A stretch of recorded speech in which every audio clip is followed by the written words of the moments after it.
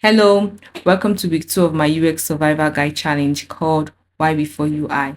So, if this is your first time watching, I joined a UX challenge design to improve my UX skill and design in the month of October. So, for week 2, the prompt goes like this. The name of the product is called Q.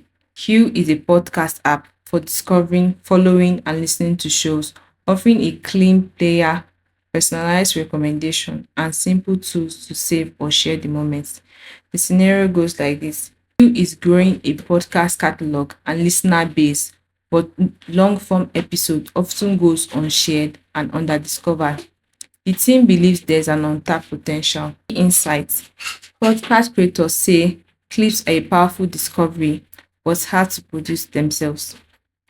Here are the steps I used for this challenge. Step 1. My main objective was to design a lightweight MVP feature that increases episode share by 50%, boosts social traffic from clips by 30%. Step 2. Problem statement. Listeners really share long episode struggle to provide clips, therefore making discovery harder. Step 3. MVP concept slash scope. Now, this lightweight feature appears on the listen to episode page, but I want it to be visible and not bother the user when listening. Here are the UI components I came up with. 1. The floating clip icon. The purpose of this was to trigger action, a one-tap entry point that was prominent and it was not disruptive. Second, confirmation banner. The purpose of this was for immediate feedback, non-interrupting visual confirmation. Native share sheets. The purpose of this was for a distribution channel to other socials, and this relies on the standard share menu to avoid building custom sharing UI. Now, how does this work? Let's look at the implementation. For a user, a microcopy is featured to educate the listeners of its existence, and then when you tap on the button, it automatically cuts the previous 30 seconds and gives a confirmation banner. And the option of sharing to other platforms is provided. Now, what if the user doesn't want to share the clip after clipping? Well, the banner disappears. The temporary clip file is discarded to maintain clean experience. This MVP requires only the floating action and the subsequent confirmation to initiate the flow.